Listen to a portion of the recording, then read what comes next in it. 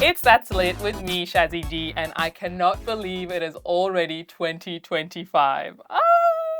What better way to get settled into the new year than by discovering some new music? Which brings me to my next guest on the show today. Joining me today in the studio is none other than Major Zulu, who is a soul and jazz music singer-songwriter. Major Zulu, welcome to the show.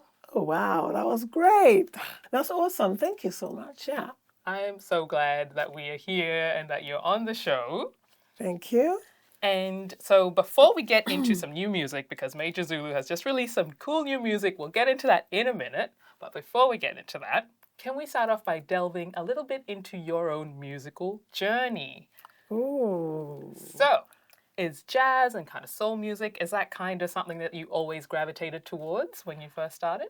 I think it's been an evolution, to be honest. I started off with gospel music. My dad was very strict. That's major. He was in the army. So it was just like in my household, you wouldn't really have too much emotion, especially the negative emotion, the sadness. So you know what I did? I found a church, a gospel church, and I used to sneak out. My parents were almost atheists at the time, but I used to sneak out and I'll just see these women, sing gospel music, cry, express all these emotions. And I'm like, I want to be able to do that. And I think that's how it started, joined the choirs. And then from there, when we moved to the UK, I sort of just decided to get into music. I was wilding out a little. I was in a rock band, discovering myself. Yes. Went to music school there. But then, again, I just started to feel like I was in a box, being put in a box, and I hated that because that's what I did when I was young, right? So I moved to Paris and I thought, well, let me go and just do something different. Pack my bags for love as well, of course. And then when I got there, I just discovered this whole world of jazz. But then my dad also was he loved Louis Armstrong, he loved jazz.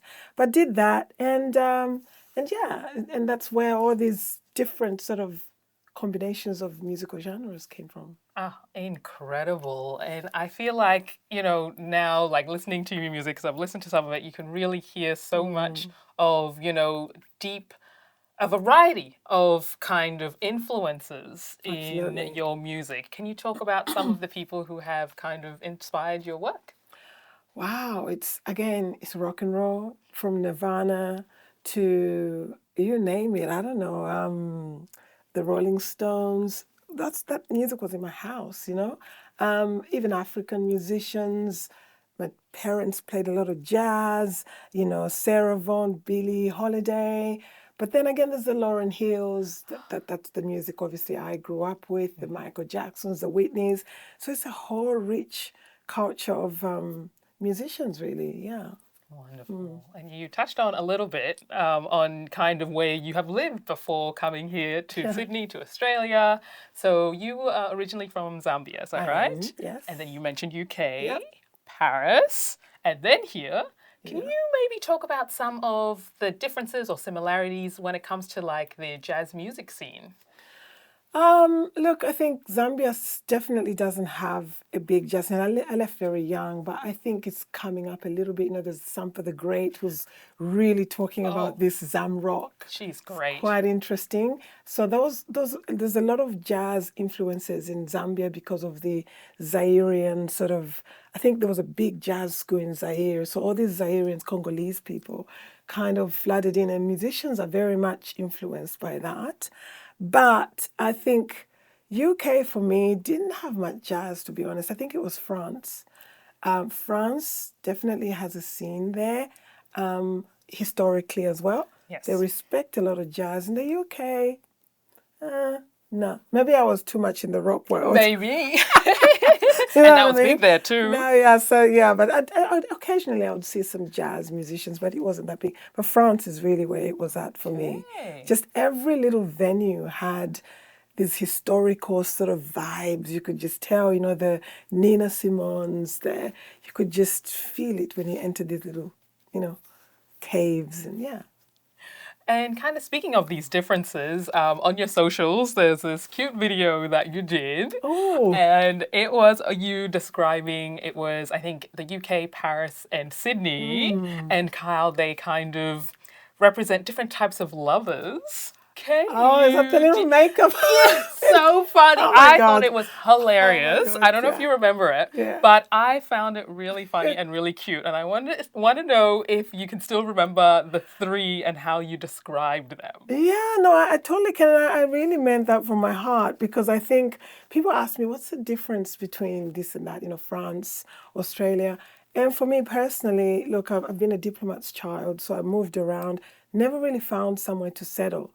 So I was likening that to like a boyfriend, like a lover, because I felt like Zambia is my first love, but you lose them. So losing Zambia to some extent, I was taken away from that.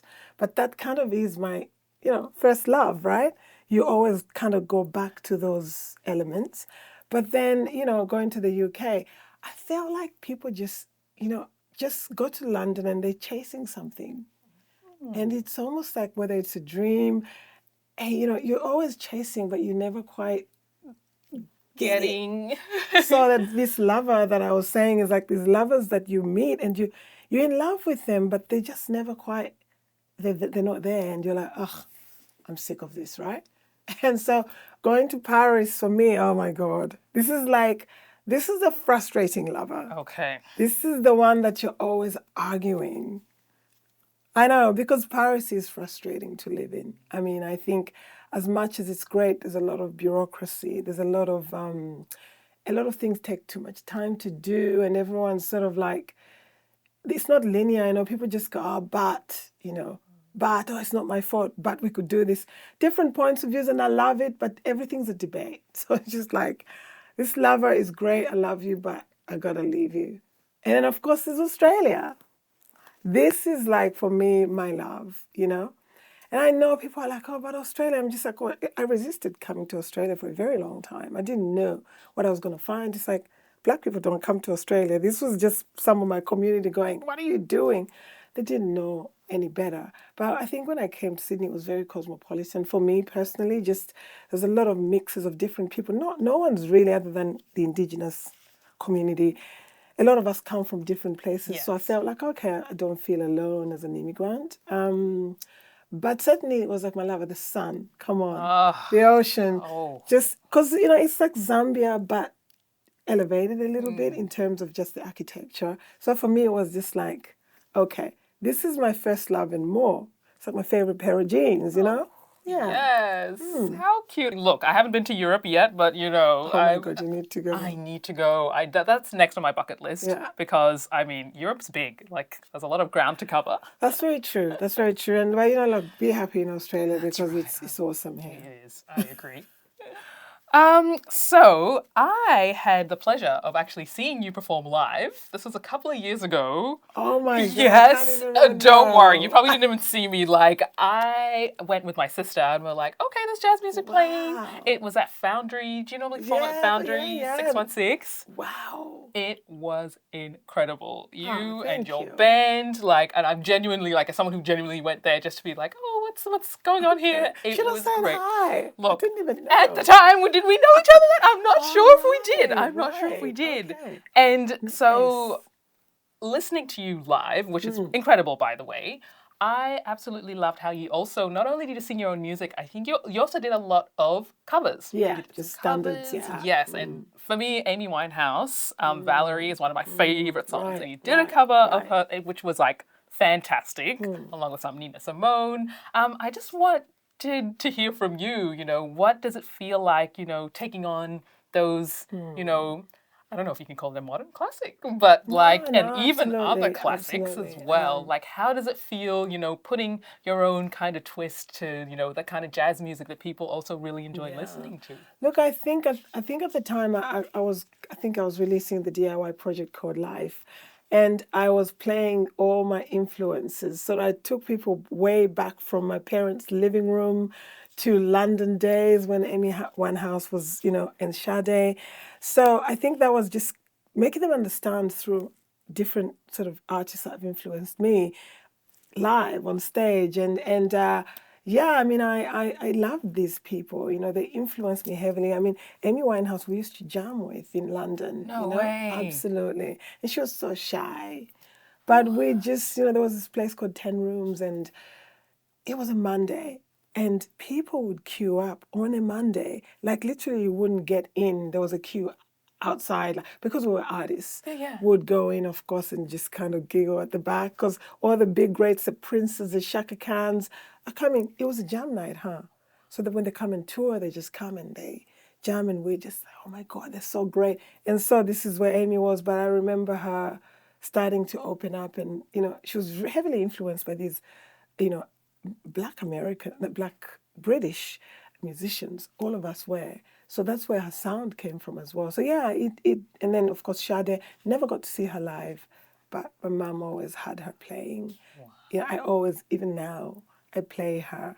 And then there's just the traditional stuff, which I wanted to give in sort of like a nod to, like, we wouldn't be here without the Sarah Vaughans and all those guys. So yeah, I think, my music's very much modern, but it also looks back. Yeah. Like a nod to that. Yeah. Incredible. And now let's talk about your new music. So Oh. we will start off with your latest release, Yes. Down Under. Oh, yes. Please tell us about it.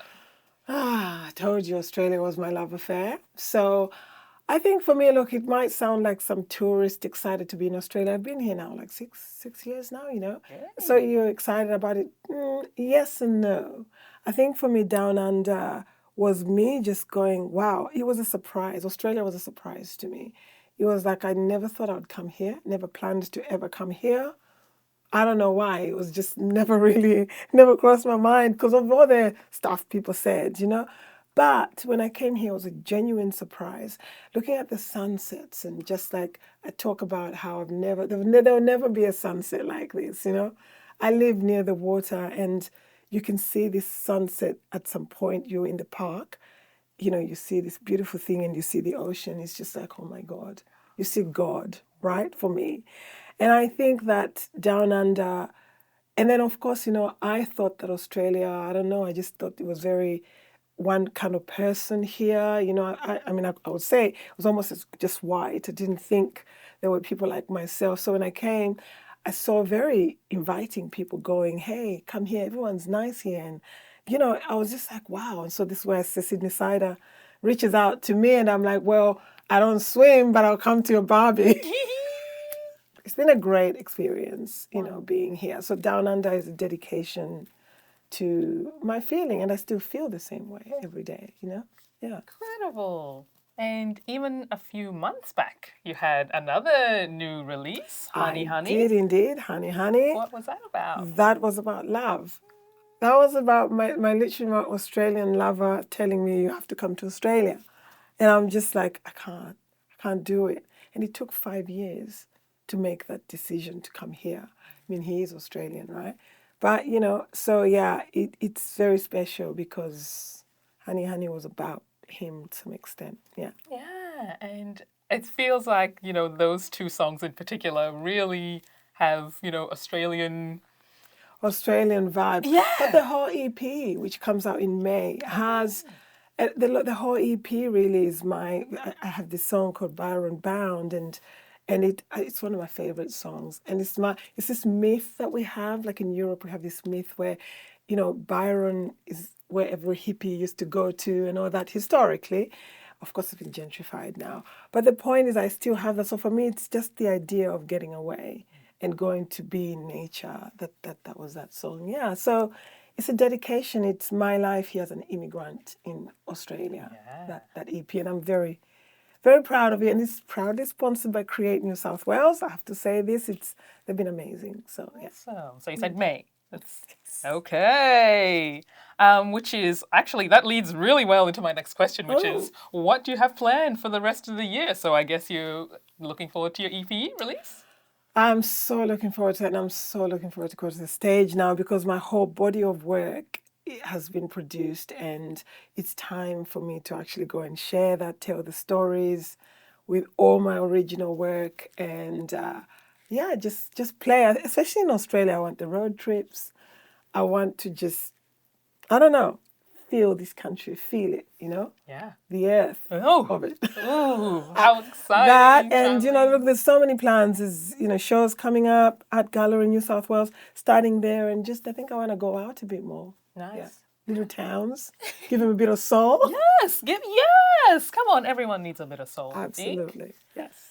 Look, it has been such a pleasure having you here on the show. Really appreciate Thank you for having you. me. How can we find you? What socials? I am everywhere. I'm learning to love socials, but I'm everywhere. And actually, no, look, I used to be a bit sort of like on social media, but actually, I'm there now. I'm active. I'm on Instagram. I'm on Facebook, TikTok. So, you can find me there. My website, www.majorzulu.com.